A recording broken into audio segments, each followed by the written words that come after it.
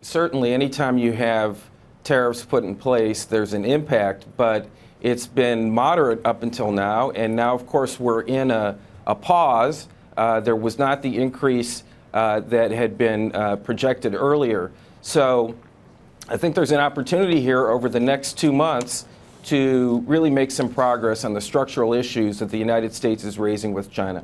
You know, the structural issues, though, and I don't know if you saw the piece in 60 Minutes last night, but you know, the spying that's happening by the Chinese, they talked about corporate espionage and how widespread that probably is. And it makes you kind of look around and think how much of our trade secrets have already been stolen by the Chinese, and how much more damage could they do? How do you even fix an issue like that?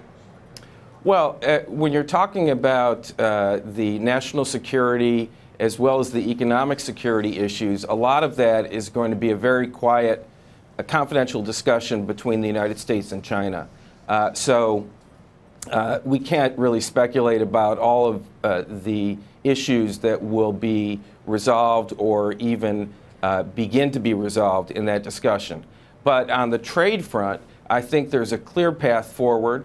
I think progress is being made. I think that China has demonstrated, at least in its statements to date, that it's interested in making the kinds of structural reforms in terms of intellectual property, in terms of market access, in terms of empowering the consumer in China, which will benefit both sides. Dean, here's the interesting thing, though. You know, we go back to the statement that Xi Jinping made last week, seemed to give no sense of trade-offs, no sense of, yes, the Chinese economy is slowing, and yes, we're really going to move forward. It was basically a reassertion of all the things we already know about the Chinese and the dominance that they're trying to pursue. So it doesn't sound like he's bending in terms of that messaging. I'm not sure why they would just say to the U.S., oh, sure, we're going to make a ton of, concessions without having the threat of something like tariffs that could really damage their economy. So is the trade dispute just a way to change China's behavior? Because what other recourse do we have?